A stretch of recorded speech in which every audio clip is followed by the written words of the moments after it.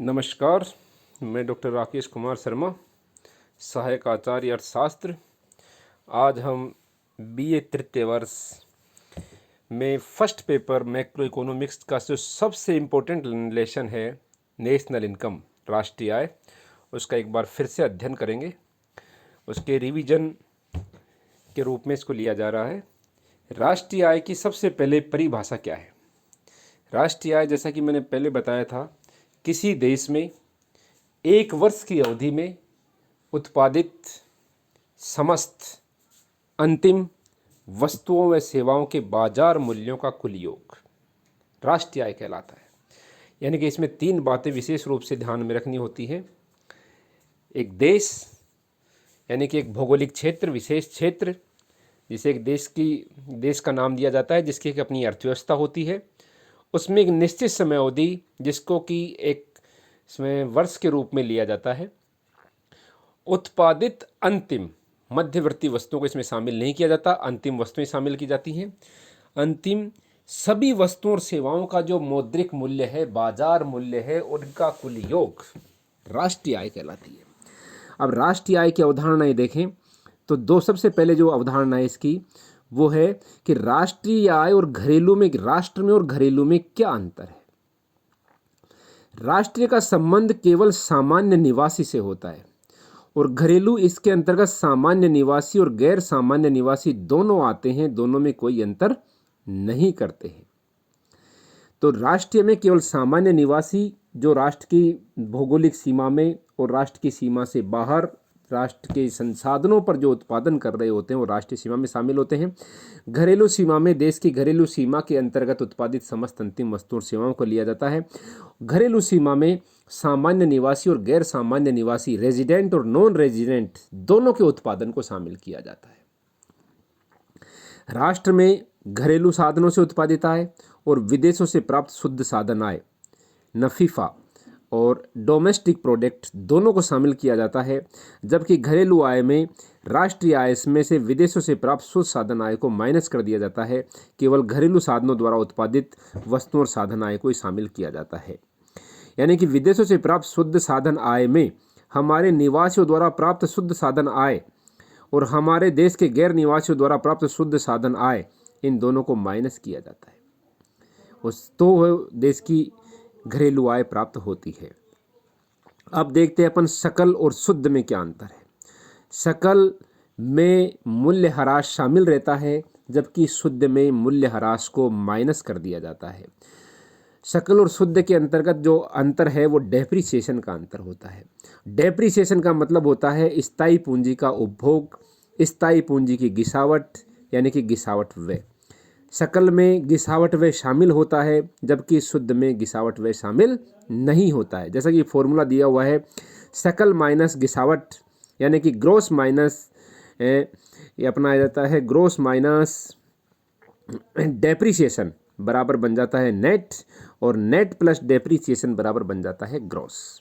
उसके बाद अगली अवधारणा देखें, बाजार कीमत और साधन लागत। साधन लागत या कारक लागत एक ही बात है। साधन लागत और कारक लागत में कोई विशेष अंतर नहीं है।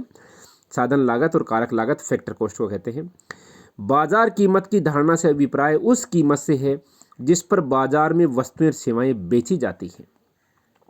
इसके विपरीत साधन लागत की धारणा का अभिप्राय एक फर्म के उत्पादन के साधनों की लागत से है।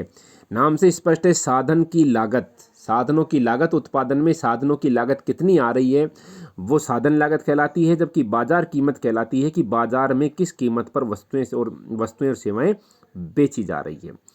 बाजार कीमत में अप्रत्यक्ष कर और आर्थिक सहायता शामिल होती है, क्योंकि बाजार कीमत में जो वस्तु की कीमत निर्धारित होती है उसमें इनडायरेक्ट टैक्स भी जुड़ते हैं और सब्सिडी भी शामिल होती है, परंतु साधन लागत में शामिल नहीं होते हैं। अप्रत्यक्ष कर एवं आर्थिक सहायता परस्पर विरोधी होते हैं। अप्रत्यक्ष करों के फलस्वरूप वस्तुओं और सेवाओं की कीमतों में वृद्धि होती है, जबकि आर्थिक सहायता के फलस्वरूप, आर्थिक सहायता यानी सब्सिडी के फलस्वरूप वस्तु और सेवाओं की कीमतों में कमी होती है। यानी कि मार्केट प्राइस बराबर factor cost plus indirect tax minus subsidies. ये इसका फॉर्मूला है। जो फैक्टर कॉस्ट है साधन लागत है, एक उत्पादन वस्तु को उत्पादित करने में जो साधनों की लागत आती है उसमें इनडायरेक्ट टैक्स को जोड़ दें जो सरकार लगाती है, और सब्सिडी की राशि को घटा दें जो कि सरकार सब्सिडी की राशि प्रदान करती है। तो इन दोनों का जो योग आता है वो कहलाता है बाजार कीमत। मार्केट प्राइस बराबर factor cost plus indirect tax minus subsidy, और फैक्टर कॉस्ट कर निकाले तो market price minus indirect tax plus subsidies. तो इन दोनों का अंतर है वो कहलाता है बाजार कीमत और साधन लागत।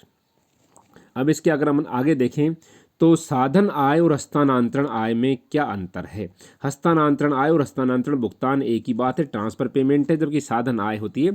साधन आय का मतलब है एक उत्पादन के जो साधन है उनको जो आय दी जाती है, वस्तु और सेवाओं के उत्पादन के साधनों को प्रतिफल के बदले में जो भुगतान किया जाता है वो साधन आय कहलाती है। यानी कि साधन आय उस आय को कहते हैं जो उत्पादन के साधनों के स्वामियों को अपनी वस्तुओं और सेवाओं को उत्पादकों को अर्पित करने के बदले में प्रतिफल स्वरूप प्रदान की जाती है, जबकि हस्तांतरण भुगतान एक पक्षीय भुगतान होते हैं।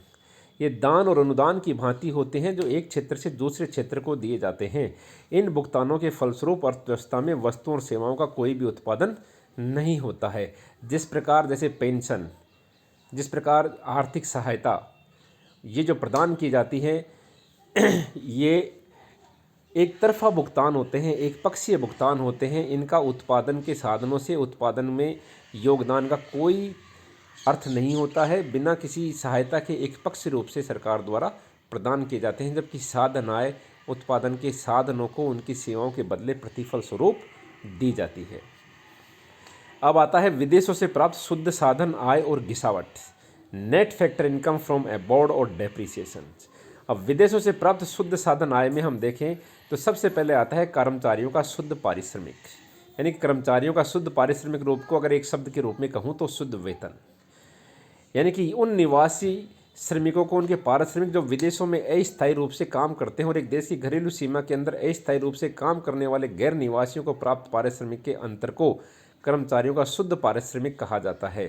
कर्मचारियों के पारिश्रमिक का अर्थ मालिकों द्वारा कर्मचारियों को नगद या किस्म यानी कि नगद रूप से या किसी अन्य रूप में जो दिया जाने वाला पारिश्रमिक है वो कर्मचारियों का वेतन कहलाता है। इसके अंतर्गत विदेशों में अगर अपने अस्थायी कर्मचारी काम कर रहे हैं तो वो भी शामिल होंगे, और अपने देश में अगर गैर निवासी काम कर रहे हैं तो उनको भी इसी के अंतर्गत शामिल किया जाता है। और इन दोनों का जो अंतर है वो कहलाता है शुद्ध पारिश्रमिक। संपत्ति और उद्यमशीलता से प्राप्त शुद्ध आय, यह एक देश के निवासियों द्वारा लगान, ब्याज और लाभ के रूप में जो आय प्राप्त होती है, और शेष विश्व में ऐसे किए गए जो भुगतान है उनका अंतर जो है वो विदेशों से प्राप्त शुद्ध साधन आय में शामिल होता है। विदेशों में निवासी कंपनियों की शुद्ध प्रतिधारित आय, यह विदेशों में स्थित निवासी कंपनियों की प्रतिधारित आय और देश की घरेलू सीमा में स्थित विदेशी कंपनियों की प्रतिधारित आय का अंतर है। यानी कि तीनों रूप में अगर अपन देखें तो इसको शुद्ध रूप में कहें तो मजदूरी, लगान, ब्याज और लाभ अपने देश में जो प्राप्त हो रहे हैं साधन आय हैं उनकी प्लस होती है, और विदेशों के जो साधन आय अपने यहाँ गैर निवासी श्रमिक काम कर रहे हैं उनकी माइनस होती है। और इन दोनों का जो अंतर है वो कहलाता है विदेशों से प्राप्त शुद्ध साधन आय। अब देखते हैं कि डेप्रिसिएशन के घटक कौन कौन से होते हैं। डेप्रिसिएशन के घटक होते हैं नंबर 1 सामान्य टूट-फूट। इसके अंतर्गत वे खर्चे शामिल होते हैं जो निरंतर उत्पादन के दौरान स्थायी पूंजी की गिरावट के कारण करने पड़ते हैं। नंबर 2 दूसरे घटक आते हैं अप्रचलन। इसका अभिप्राय उन खर्चों से है जो उत्पादकों को पूंजीगत मशीनों के पुराना पड़ने पर उनके स्थान पर नई मशीनों के प्रयोग के कारण जो खर्चे करने पड़ते हैं वो भी गिरावट में डेप्रिसिएशन में आता है। नंबर 1 स्थायी पूंजी की गिरावट, नंबर 2 मशीनों की टूट-फूट, नंबर 3 मशीनों की आकस्मिक हानि। इसके उत्पादन प्रक्रिया के दौरान होने वाले मशीनों के ब्रेकडाउन आदि पर होने वाले खर्चों को शामिल किया जाता है। अब देखते हैं हम राष्ट्रीय आय की अवधारणाएं। राष्ट्रीय आय की अवधारणा में नंबर 1 है बाजार कीमत पर सकल घरेलू उत्पाद। एक देश की घरेलू सीमा के अंदर एक वर्ष के दौरान उत्पादित समस्त अंतिम वस्तुओं और सेवाओं का बाजार मूल्य, जिसमें कि मूल्यह्रास भी शामिल होता है, बाजार कीमत पर सकल घरेलू उत्पाद GDP-MP कहलाता है। Number 2 GNP-MP। अब जो GDP-MP है उसमें हम विदेशों से प्राप्त शुद्ध साधन आय NFIA नीफा जोड़ देंगे तो बन जाती है बाजार कीमत पर सकल राष्ट्रीय उत्पाद। तो अपनी परिभाषा बनती है एक देश के सामान्य निवासियों द्वारा एक वर्ष के दौरान उत्पादित अंतिम वस्तुओं और सेवाओं के बाजार मूल्य को सकल राष्ट्रीय उत्पाद कहते हैं। ये देश के सामान्य निवासियों द्वारा है, वो देश की घरेलू सीमा के अंतर्गत है। घरेलू सीमा में जो उत्पन्न हो रहा है वो बनता है सकल घरेलू उत्पाद। सामान्य निवासियों द्वारा जो देश की सीमा के बाहर भी जाकर के उत्पादन किया जाता है वो बन जाता है सकल राष्ट्रीय उत्पाद। इन दोनों में एक ही अंतर है। इसके बाद देखते हैं बाजार कीमत पर शुद्ध राष्ट्रीय उत्पाद। बाजार कीमत पर जो सकल राष्ट्रीय उत्पाद है उसमें से हम डेप्रिसिएशन या मूल्य ह्रास की राशि को घटा देंगे तो जो शेष बचता है वो बन जाता है बाजार कीमत पर शुद्ध राष्ट्रीय उत्पाद। तो परिभाषा बनती है एक देश के एक वर्ष के दौरान एक देश के सामान्य निवासियों द्वारा उत्पादित अंतिम वस्तुओं और सेवाओं के बाजार मूल्य में जिसमें कि गिरावट को शामिल नहीं किया जाता है बाजार कीमत पर शुद्ध राष्ट्रीय उत्पाद कहलाता है। यानी कि NNP-MP बन जाता है GNP-MP माइनस डेप्रीसिएशन। इसके बाद हम नंबर 4 पे देखते हैं बाजार कीमत पर शुद्ध घरेलू उत्पाद। एक वर्ष के दौरान शुद्ध घरेलू उत्पाद जो बाजार कीमत पर सकल घरेलू उत्पाद है उसमें भी मूल्य ह्रास की राशि को घटा देंगे, उसको शामिल नहीं करेंगे। तो परिभाषा बनती है एक वर्ष के दौरान एक देश की घरेलू सीमा में उत्पादित अंतिम वस्तुओं और सेवाओं के बाजार मूल्य जिसमें गिरावट व शामिल नहीं किया जाता है शुद्ध घरेलू उत्पाद कहलाती है। इसके बाद देखते हैं साधन लागत पर शुद्ध घरेलू उत्पाद। एक वर्ष के दौरान एक वर्ष में एक देश की घरेलू सीमा के अंतर्गत सृजित साधन आय जिसमें लगान, ब्याज, लाभ और मजदूरी के कुल योग को साधन लागत पर शुद्ध घरेलू उत्पाद NDPFC कहा जाता है। NDPFC को ही हम राष्ट्रीय आय कहते हैं। इसमें NDPFC में NDP-MP में इनडायरेक्ट टैक्स जोड़ देते हैं और सब्सिडी की राशि माइनस सब्सिडी की इनडायरेक्ट टैक्स को घटा देते हैं और सब्सिडी की राशि को प्लस कर देते हैं। तो ये जो बनती है इसे बाजार कीमत पर शुद्ध घरेलू उत्पाद कहते हैं। साधन लागत पर सकल घरेलू उत्पाद। साधन लागत पर GDPFC बनता है। NDPFC में जो साधन लागत पर शुद्ध घरेलू उत्पाद है उसमें वापस मूल्य ह्रास की राशि को जोड़ देंगे तो साधन लागत पर सकल घरेलू उत्पाद प्राप्त हो जाता है। परिभाषा बनती है एक वर्ष के दौरान एक देश की घरेलू सीमा के अंदर सृजित साधन आय जिसमें मूल्य ह्रास भी शामिल होता है साधन लागत पर सकल घरेलू उत्पाद कहलाता है। इसके बाद हम देखते हैं साधन लागत पर शुद्ध राष्ट्रीय उत्पाद NNPFC यानी कि जो NDPFC है उसमें विदेशों से प्राप्त शुद्ध साधन आय को शामिल कर लिया जाए तो साधन लागत पर शुद्ध राष्ट्रीय उत्पाद प्राप्त हो जाता है। यानी कि एक वर्ष के दौरान एक देश के सामान्य निवासियों द्वारा अर्जित साधन आय के कुल जोड़ को साधन लागत पर शुद्ध राष्ट्रीय उत्पाद कहा जाता है। NNPFC साधन लागत पर शुद्ध राष्ट्रीय उत्पाद ये राष्ट्रीय आय के समान होती है और NDPFC ये घरेलू आय के समान होती है। ये बहुत इंपॉर्टेंट बात है। GNPFC साधन लागत पर सकल राष्ट्रीय उत्पाद। एक वर्ष के दौरान एक देश के सामान्य निवासियों द्वारा अर्जित साधन आय जिसमें गिरावट व्यय शामिल होता है साधन लागत पर सकल राष्ट्रीय उत्पाद कहलाती है। यानी कि NNPFC में हम डेप्रीसिएशन को शामिल कर लेंगे तो GNPFC प्राप्त हो जाएगी। इसी प्रकार आती है राष्ट्रीय आय। राष्ट्रीय आय जो साधन लागतों पर शुद्ध राष्ट्रीय उत्पाद है इसे राष्ट्रीय आय भी कहा जाता है। एक देश के उत्पादन के सभी साधनों को जो कार्य के बदले प्रतिफल प्राप्त होता है जो भुगतान प्राप्त होता है उनका योग ही राष्ट्रीय आय कहलाती है। इसको अपन अगर जोड़ें तो बन जाती है राष्ट्रीय आय बराबर लगान, मजदूरी, वेतन, ब्याज और लाभ यानी कि नेशनल इनकम बराबर रेंट, वेज, सैलरी, इंटरेस्ट और प्रॉफिट इन सब का योग।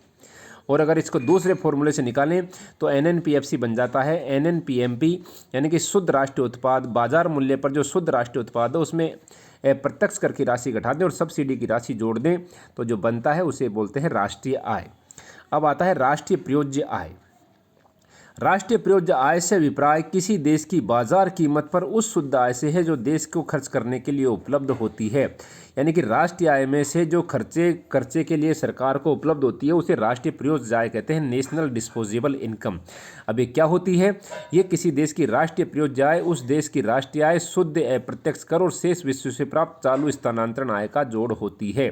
यानी कि राष्ट्रीय आय जो सरकार को प्राप्त हो रही है, शुद्ध प्रत्यक्ष कर जो सरकार को प्राप्त हो रहे हैं और शेष विश्व से जो सरकार को चालू स्थानांतरण प्राप्त हो रहे हैं उन सब का योग राष्ट्रीय प्रयोज्य आय कहलाती है। इसके बाद देखते हैं निजी क्षेत्र को। अब निजी क्षेत्र को शुद्ध घरेलू उत्पाद से साधन आय क्या प्राप्त होती है कि निजी क्षेत्र को शुद्ध घरेलू उत्पाद से जो साधन आय प्राप्त होती है वो साधन लागत पर शुद्ध घरेलू उत्पाद, साधन लागत पर जो जीडीपी है शुद्ध घरेलू उत्पाद एनडीपीएफसी, उसमें से सरकार की विभागीय उद्यमों की संपत्ति और उद्यम वृत्ति को घटा दें और गैर विभागीय उद्यमों की बचत को घटा दें तो जो शेष बचता है उसे निजी क्षेत्र की शुद्ध घरेलू उत्पाद या शुद्ध घरेलू आय साधन लागत पर साधन आय पर कहा जाता है, सेक्टर कॉस्ट पर।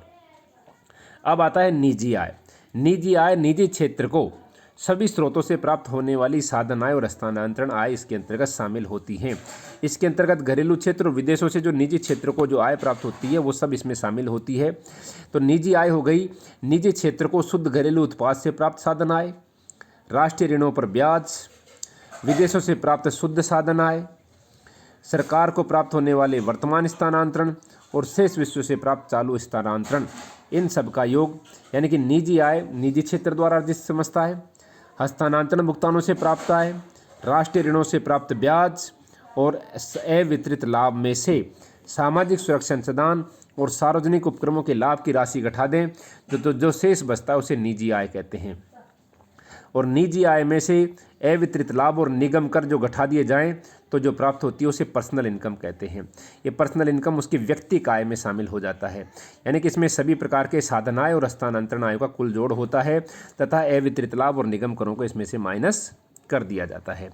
उसके बाद आता है व्यक्तिगत प्रयोज्य आय, व्यक्तिगत खर्च के लायक आय जिसको व्यक्ति खर्च कर सकता है। तो जो व्यक्तिगत आय है उसमें से प्रत्यक्ष कर, फीस, जुर्माने की राशि घटाने के पश्चात जो शेष बचता है उसे व्यक्तिगत प्रयोज्य आय या पर्सनल डिस्पोजेबल इनकम कहते हैं। अब आता है कि राष्ट्रीय आय और निजी आय में अंतर क्या है। राष्ट्रीय आय और निजी आय के अंतर्गत क्या डिफरेंस है, तो हम देखते हैं कि राष्ट्रीय आय में सार्वजनिक और निजी दोनों क्षेत्रों की आय शामिल की जाती है, जबकि निजी आय में केवल निजी क्षेत्र की आय शामिल की जाती है। इसमें हस्तांतरण भुगतान शामिल नहीं किए जाते हैं राष्ट्रीय आय में, जबकि निजी आय में हस्तांतरण भुगतान शामिल किए जाते हैं। राष्ट्रीय आय में राष्ट्रीय ऋणों पर दिए गए ब्याज को शामिल नहीं किया जाता है, जबकि निजी क्षेत्र में राष्ट्रीय ऋणों पर दिए गए ब्याज को शामिल किया जाता है। अब व्यक्तिगत आय और राष्ट्रीय आय में क्या अंतर है। राष्ट्रीय आय आय सृजन संबंधी धारणा है, जबकि व्यक्तिगत आय आय प्राप्ति संबंधी धारणा है। दूसरा अंतर है कि इसका संबंध सार्वजनिक और निजी क्षेत्र दोनों की आय से होता है, जबकि व्यक्तिगत आय में सार्वजनिक क्षेत्र की आय शामिल नहीं की जाती है। इसमें केवल कारक आय को शामिल किया जाता है, जबकि इसमें कारक और आय और हस्तांतरण आय दोनों को शामिल किया जाता है। इसमें राष्ट्रीय आय में राष्ट्रीय ऋणों पर ब्याज शामिल नहीं होता है, जबकि व्यक्तिगत आय में राष्ट्रीय ऋणों पर ब्याज शामिल होता है। राष्ट्रीय आय में निगम कर और निगम बचतें शामिल होती हैं, जबकि इसमें दोनों भुगतान शामिल व्यक्तिगत आय में दोनों भुगतान शामिल नहीं होते हैं। अब इन सारे के सारे राष्ट्रीय आय और इससे संबंधित जो एग्रीगेट्स हैं इनको एक दृष्टि के रूप में देखें, एक फॉर्मूले के रूप में देखें तो हम इनके फॉर्मूलों को देखने से पता चलता है कि पहला है बाजार कीमत पर सकल घरेलू उत्पाद, यानी कि घरेलू सीमा में सभी उत्पादकों द्वारा उत्पादित अंतिम वस्तुओं और सेवाओं का बाजार मूल्य। अब इसको बाजार कीमत पर अगर सकल राष्ट्रीय उत्पाद निकालें तो बाजार कीमत पर सकल घरेलू उत्पाद में विदेशों से प्राप्त शुद्ध साधन आय को जोड़ दिया जाता है। अब यदि बाजार कीमत पर शुद्ध राष्ट्रीय उत्पाद निकालें तो बाजार कीमत पर सकल राष्ट्रीय उत्पाद में से मूल्य ह्रास की राशि को घटा दिया जाता है। अब यदि बाजार कीमत पर शुद्ध घरेलू उत्पाद निकालें तो जो बाजार कीमत पर शुद्ध राष्ट्रीय उत्पाद है उसमें विदेशों से प्राप्त शुद्ध साधन आय को जोड़ दिया जाता है।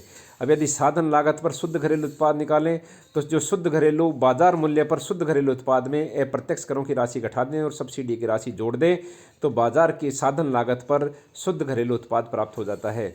अब साधन लागत पर सकल घरेलू उत्पाद में बाजार साधन लागत पर शुद्ध घरेलू उत्पाद में मूल्य ह्रास की राशि जोड़ दें तो साधन लागत पर सकल घरेलू उत्पाद बन जाता है। साधन लागत पर सकल राष्ट्रीय उत्पाद के लिए साधन लागत पर सकल राष्ट्रीय उत्पाद ज्ञात करने के लिए साधन लागत पर जो शुद्ध घरेलू उत्पाद है उसमें विदेशों से प्राप्त साधन आय जोड़ दी जाती है और साधन लागत पर शुद्ध राष्ट्रीय उत्पाद जिसको कि राष्ट्रीय आय के नाम से जानते हैं जो कि एनएनपीएफसी के बराबर होती है, वो जीएनपीएफसी में यदि मूल्य ह्रास की राशि घटा दें तो एनएनपीएफसी प्राप्त हो जाती है।